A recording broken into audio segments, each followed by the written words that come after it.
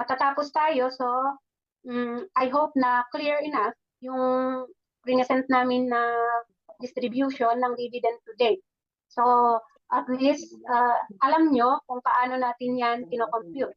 At pagdating ng 2025, alam ko na madadagdagan pa tayo at dadagdagang members. Ito, ang open forum natin is gagawa tayo ng policy. Kung meron kayong isasuggest, kung meron kayong idadagdag sa ating dating policy, ay pagbubotohan natin yan at iyon ay magiging policy natin. Titingnan natin kung maganda na i-implement natin o aayusin natin para magiging siya ay pwede nang maging policy ng 2025. Paki-elaborate kung ano yung mga nagagawa natin na policy dati sa ating pagpapahiram. So far, so good. Yung ating policy, yung existing policy is okay naman na within 1 year of operation ay isa lang naman ang parang delinquent pero nagbabayad naman siya ng kanyang dues. Pero so far so good naman ang ating operation.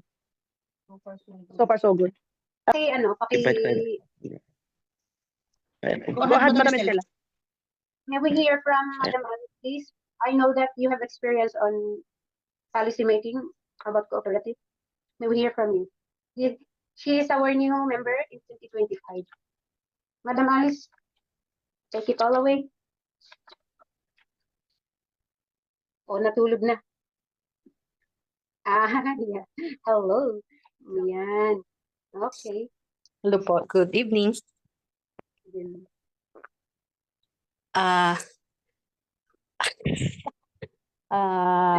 Actually, mali po yung sabi nyo na meron akong experience sa cooperative. Nagla-learn lang din ako from you and from yung ibang cooperative siguro na member ako. So siguro ano lang, sa mga nakipag-memberan ko rin na iba, in terms of loan, di ko alam pero sila meron kasi silang parang loan officer na kumbaga sila yung magkakaroon ng screening.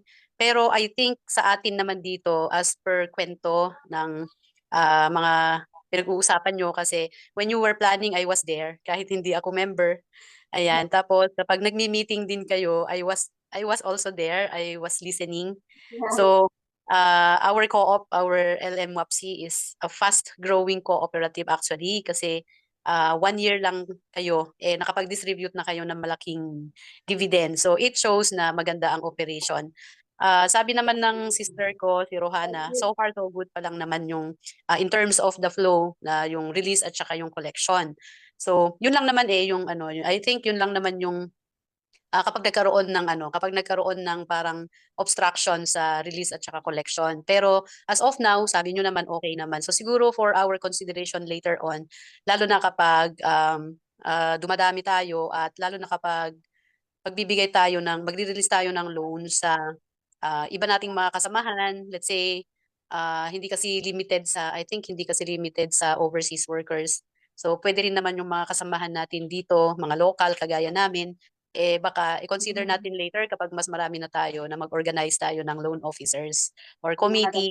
Kasi ganun ay kumbaga may katulungan tayo in terms of sa loan mechanics or dynamics. Yun lang po. Salamat.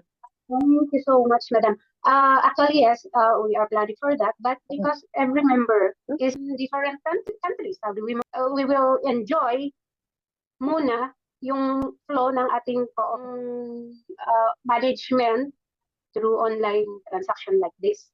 But if we see that there are more than 20 members from Ifugao mismo, we can put up an office in the Ifugao.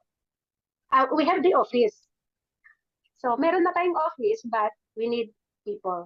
So pag marami-rami na ang Ifugao, maybe 20 to 25 members lang Ifugao, okay na. Kasi ang members natin ngayon ay mga iba-ibang lugar, pero because this is nationwide naman, walang problema. Pero we need people in the Ifugao.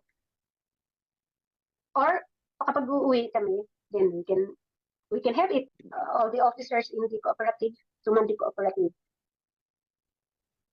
I thank you so much for the suggestion, Madam Alice.